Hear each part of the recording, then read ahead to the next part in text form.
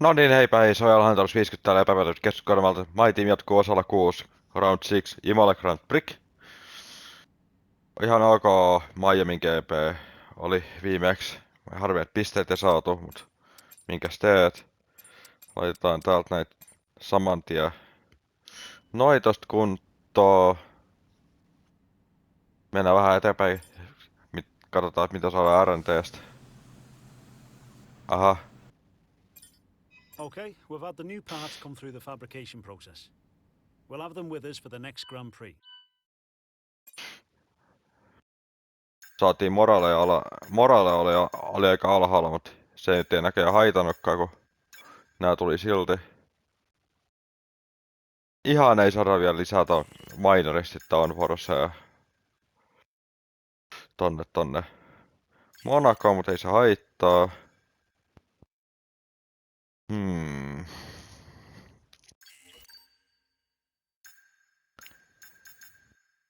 Odotettaa vielä. Odotettaa. Toisaalta tulee ilmaiseksi, niin sit mä otan se. Tää.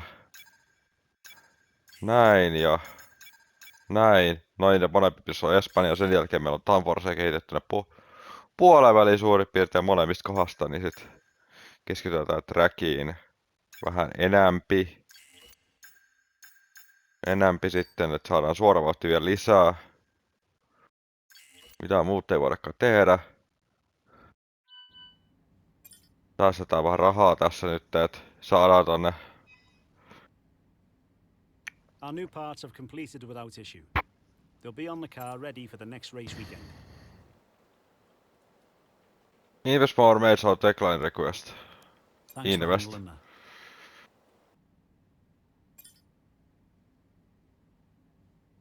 Otetaan toi checkpoint challenke tosta kohtaa. Paljon me tarvittais. Ei enää hirveästi, niin saatais toi tehtyä. Mikä olisi loistavaa. Sen jälkeen voidaan laittaa tännekin rahaa, sit saadaan moottorikin kehitettyä. Pullonnokka tulee vasta pian tuossa aerodynamiikassa, mut kohta pitäis muutenkin alkaa säästämään tohon. Et saadaan tai tiimikaveriin varmuuden vuoksi. Todennäköisesti tullaan pitämään Marinosata, koska hän on aloittanut kyllä ihan hyvin ja pärjää ihan kohtalaisen hyvin oikeastaan ekalla kaudellaan. Et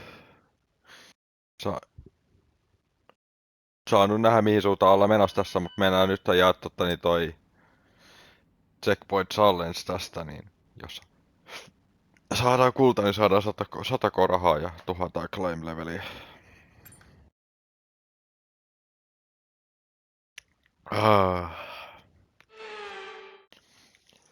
Meillä kulkee suoraliaan hyvin, joten mä odotan Imelasta vähän parempaa tulosta. Toki saa nähdä, sattaako vettä vai tuleeko ole tällä aurinkoista, niin kuin tässäkin kuvassa nyt on näyttänyt.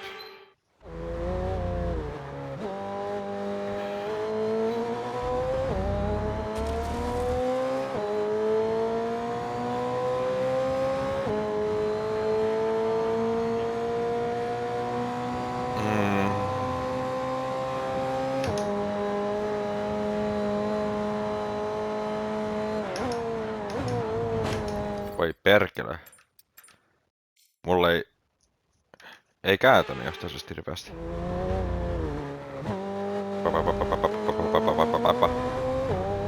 En tiedä.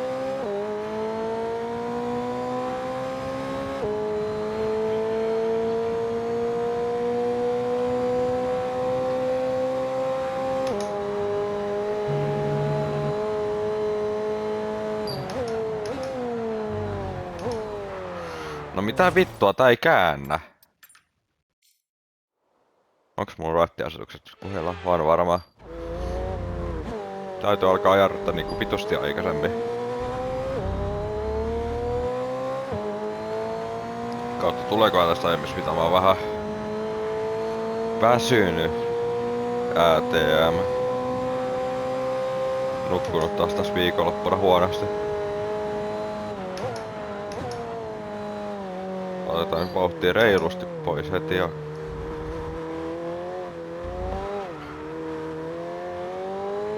Heti alkaa ja sit katsotaan sit se... Käydään hiekalla oikein vitu hienoa.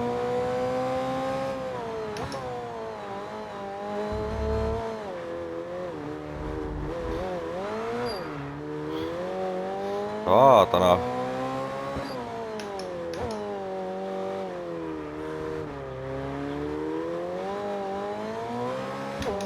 Pikkuhiljaa alkaa onnistumaan.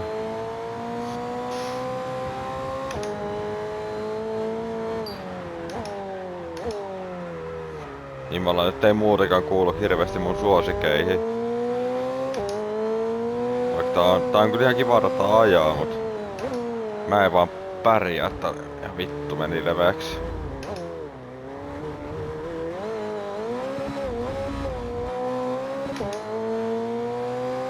Tää on joskus aivan saatanan vaikeaa jostain syystä.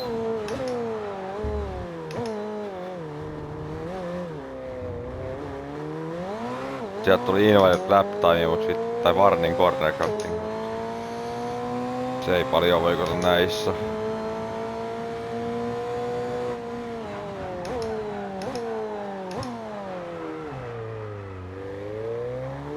Onneksi.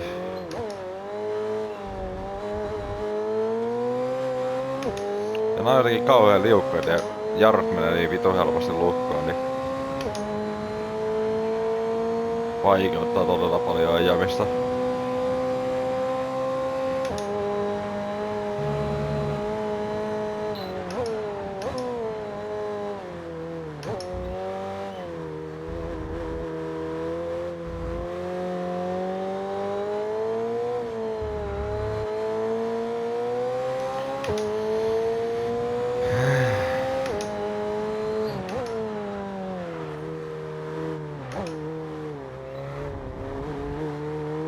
No en ollut vittu. Vittu kyllä yli.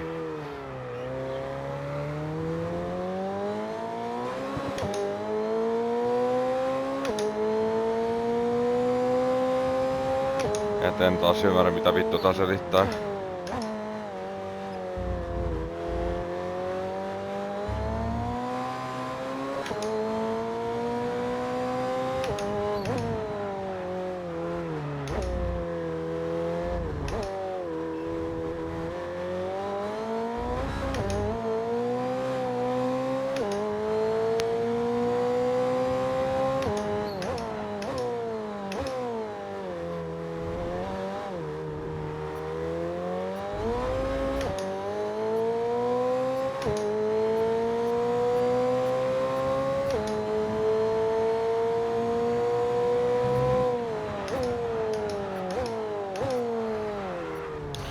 Vai nyt vittu.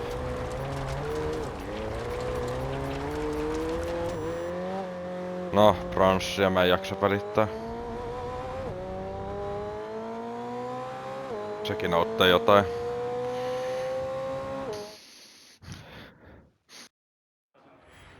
Mut joo, mennään itse kisaviikonloppuun.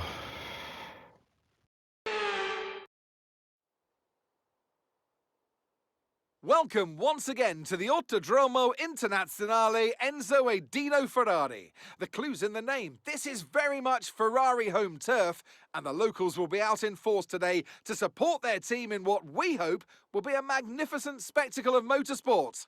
On then to the Emilia-Romagna Grand Prix. 3.1 miles of track at Imola featuring 19 turns, 9 to the right and 10 to the left. Remember that Imola differs from most other Formula One tracks as it's taken anti-clockwise. Let's hope nobody forgets that today. The exit from turn 18 will probably be the setup for many of today's overtakes, leading as it does into the longest straight on the circuit, and its only DRS zone. Let's run you through the driver grid order for today's exciting race. It's Carlos Sainz in pole position, with Charles Leclerc alongside. Looking down the rest of the grid, we have Hamilton, Verstappen, Russell, Perez, Gasly, Ocon, Albon, Oscar Piastri, Tsunoda, Magnussen, Hulkenberg, Bottas. The engineer, Joe. Stroll, Fernando Alonso. Norris, Sargent. Sato, and Nick de Vries. That's it then, it's time to go racing as we head down trackside for today's race. Also here, of course, is Anthony Davidson. They've been involved in a number of costly incidents lately. That's got to affect their mindset going into this race. Certainly confidence is an important factor.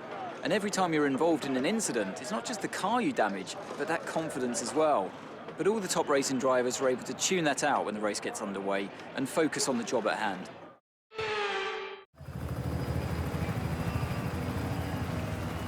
The formation lap gets underway then, and it's going to be interesting today to see how the dry conditions can affect the lifespan of the tyres.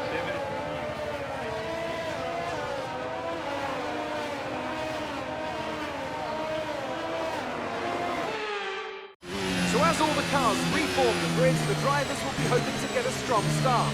They'll want to earn some valuable points from today's race, with final communications being done with their race engineers, ensuring the planned strategies are all in place.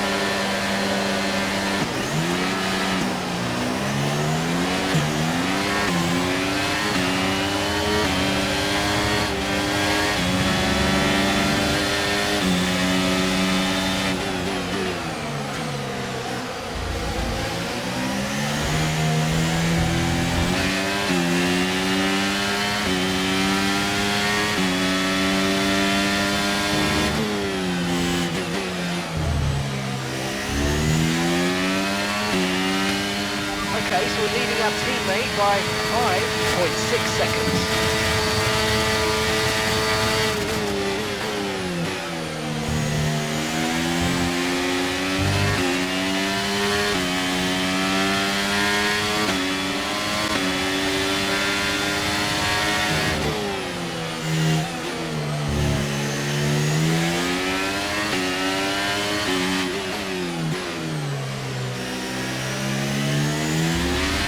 Great manoeuvre, you made it look so easy.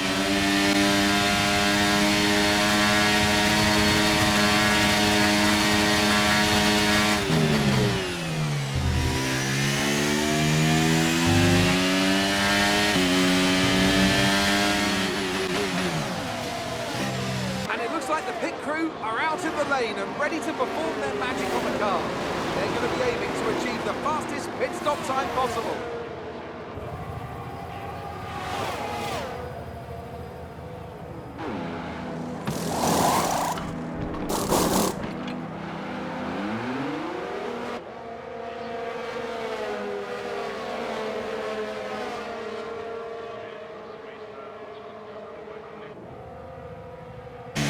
Okay, stay clear of the white line on the exit. You'll receive a penalty for dangerous driving if you cross onto the track.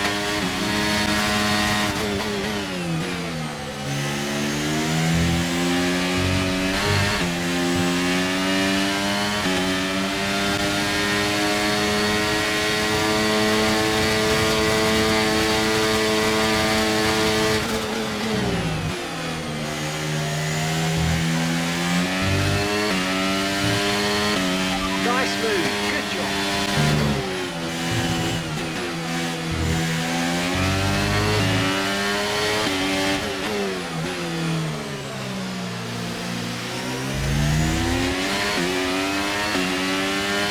Your teammate behind is 4.9 seconds.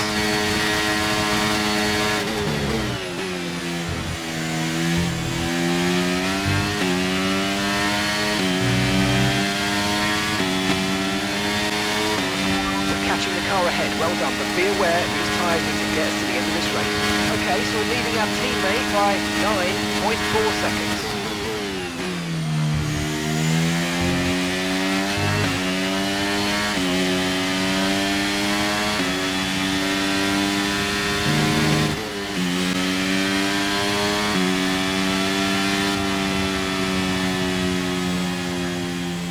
All right, race over. Take care of the car on the way in.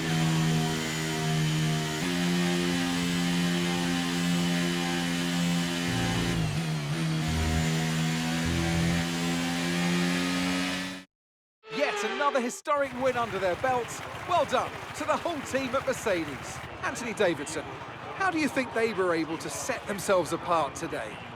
I feel like consistency was probably the key today. There's being quick, and then there's being quick lap after lap after lap. If you can do that, you can capitalise on other people's errors without making many of your own. And that's an approach that can push you a long way up the field. So after a magnificent race, we can now see the drivers making their way to the podium. Once again, it's the Silver Arrows who take the top spot, a well-earned victory for Mercedes.